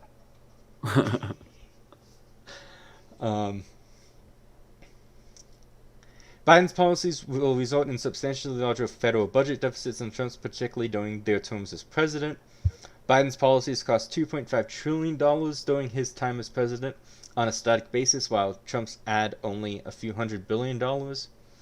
Their policies add a similar amount to the nation's deficits in the out years after their presidencies. The 10-year budget horizon with a total static cost of less than $1 trillion. Biden's spending proposals are front-loaded, particularly on infrastructure, and wind down soon after the economy returns to full employment. Big doubt. Press X to doubt in chat. In the case of Trump, there is a burst of infrastructure spending late in his term, but the bulk of his tax cuts are backloaded, occurring in the second half of the decade. Negative economic fallout from Biden's larger near-term deficits is mitigated significantly. The reason, with the economy fall from full employment and inflation more bound when Biden takes office, the Federal Reserve's vows on employment and inflation mean it will keep interest rates very low for much of the next presidential term. Higher interest rates are the principal channel through which deficits weigh on economic growth. Moreover, the stronger economic growth supported by Biden's policies generates more tax revenue and less government spending. What? So basically, half of this is true. That if you have more economic growth, you get more tax revenue. Yes. But less government spending only accounts if the government's going to spend less when the economy's good instead of just staying constant like it has been. You know. Yeah, I mean, it's just, I mean, ignoring all of recent history, I mean, that's just not something that happens at all. Like, if you take in more tax revenue, they're going to find justifications to spend more if you try and cut your, even a progressive president, if they tried to cut something, it would mean you want somebody to die. I mean, that's the rule now, right? Yep. So to assume that there would be less government spending, even if they take in more tax revenue, which would be good for the budget deficit, I guess. But still, there's no way that they would today's Democratic Party nor today's Republican Party would ever adjust their spending to that degree. I know. The only politician in my lifetime that would have done so was Ron Paul. Yeah, Ron Paul, Thomas Massey, Rand Paul, Justin Amash, maybe. But Ron Paul being the actual one who might actually do it. Thomas Massey gets a nod too. I don't think he's full of shit. I don't think he's full of shit either. He's also from my home state, so go Kentucky. There you go. Yep, we got Rand Paul and Thomas Massey from Kentucky. I think it's that just proves that Kentucky is the superior state. Yeah, Pennsylvania sucks, dude. Yep. Politics wise, it's a cesspool. But yeah. all right. So, all right, we're about to. We're almost done. Well, yeah, we're almost done with this. All right, then we can. So I'm just gonna read this and see. The stronger growth and increase in GDP also mean by the end of the decade, Biden and Trump's policies result in a similar 130% publicly traded federal government debt to GDP ratio. This compares with 108% when they take office. I remember back when Obama was president, I believe, that going above 100% was like this huge deal. Yeah, it was a gigantic deal. Even I remember. I barely really paid attention back then, but I remember that. I mean, it's just like that level was like unheard of. Was thought to be unheard of. Yeah, because that would be like having more debt than you take in a year. Yeah. In your personal life, which is just a big deal. Like, it's when you're buying a house, that's what happens. And that's why buying a house is a huge deal for a family. Yeah, but the government's, it's just like, yeah, people are buying the bonds. It'll be all right, maybe. Or not. We don't know. Yep. Low and middle income households benefit more from Biden's policies than Trump's. Biden ramps up government spending on education, healthcare, and other social programs, the benefit of which go to those larger in the bottom half of the income distribution. Meanwhile, he meaningfully increases taxes on the well-to-do, financial institutions, and businesses to help pay for it. Trump largely does the reverse. I wish he was going to do the reverse of just decreasing taxes and decreasing spending. Yeah. They make this guy sound like Ron Paul. I know, except for on foreign policy where he's going to have tariff wars, but... Yeah. He makes permanent the temporary tax cuts he implemented in his first term. The benefits largely go to higher income households and businesses, while government spending is scaled back on healthcare and a range of social programs, the benefits of which go mainly to those with lesser incomes and wealth. Voters have a very clear choice in deciding their next president. Trump and Biden could not have more differing governing approaches and policies, and this is especially true when it comes to economic policies. I like how this Overton window type deal makes them think that Trump and Biden are just these two polar opposites, and they're just completely Yeah. I mean, they're both like center right guys essentially. I'm not really, but I like Biden's closer to like a center left than like say a Bernie, and yeah. then like Trump's pretty much a center right guy. I mean, especially when it comes to economics, he's assuredly not like a libertarian on economics. Right. Although they make him sound almost like a libertarian. Yeah, they do. They make him sound like he's this big hyper capitalist free trade guy. Yep. So the um the I would actually say that the between Biden and Trump, the economic policies are not what I would actually be looking at in terms of if you're going to vote for one of them. Oh yeah, for sure. Yeah, I mean, I pretty much had my mind made up for a little while, Yeah. but I'm just saying that's like one of the last things I think about Yeah. whenever it comes to these sorts of things. Yeah. It's like with Bill Clinton versus H.W. Bush that Tom Woods was talking about. One wants to have a top marginal income tax rate of 36%. The other one wants 38%. These are widely different, differing Yeah, opinions. yeah, these are huge differences in political philosophy. And it's just like, no, you just change the numbers a little bit. One's driving the speed limit. Yep. Okay, so do we have any questions in chat before we end it?